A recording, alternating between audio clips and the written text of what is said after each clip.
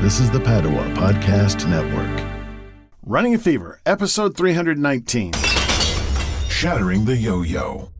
The foot bone is connected. The foot bone's connected to the...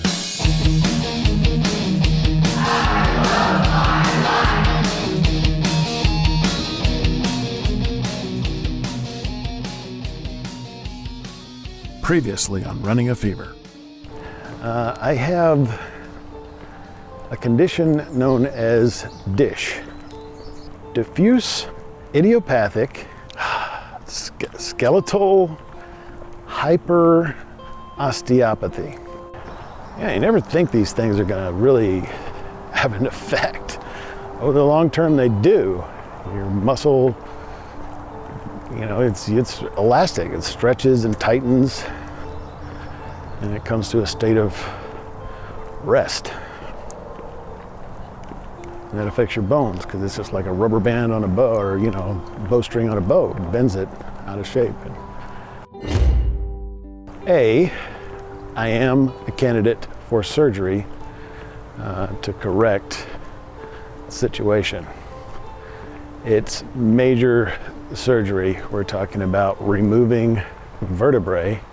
If the physical therapy results in an improvement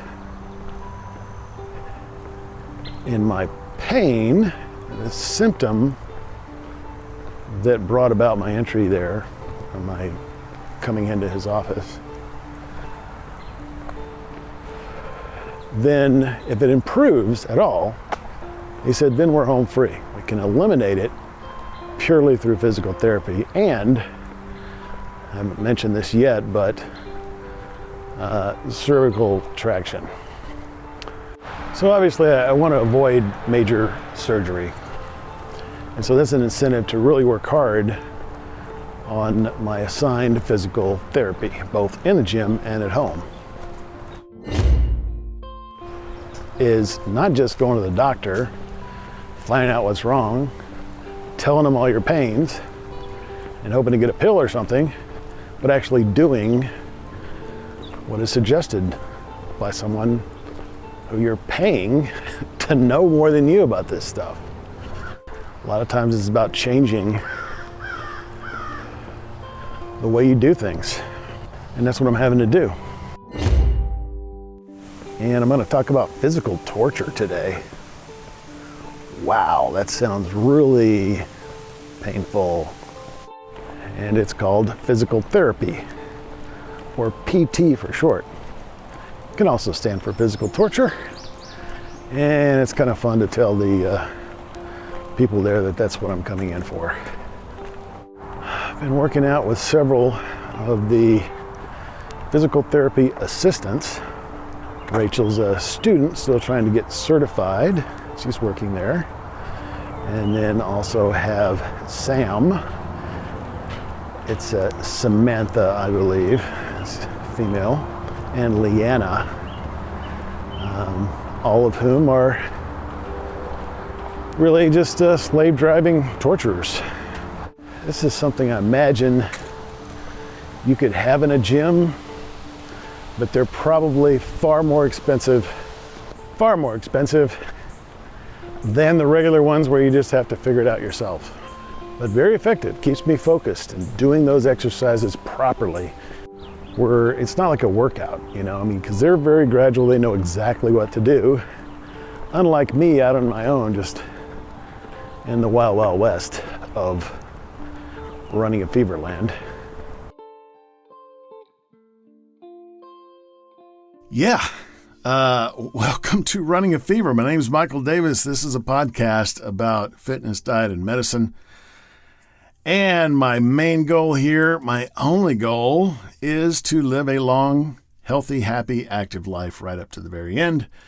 If you want the same thing, you're in the right place. My body, bones, tendons, and muscles, kind of a mess right now.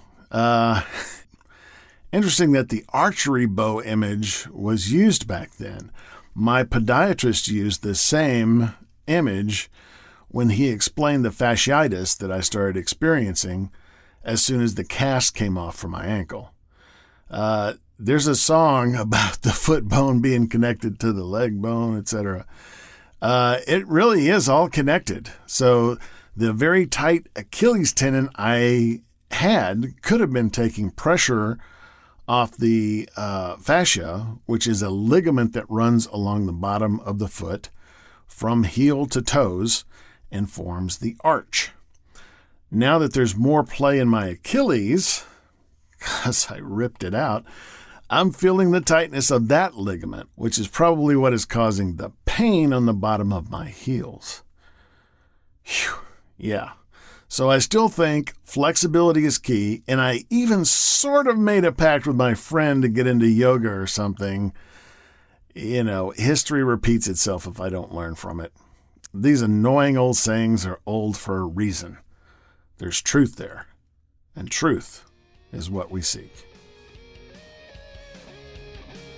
So, if you got the fever, keep it. If you don't, catch the fever, and I will talk to you next time on Running a Fever.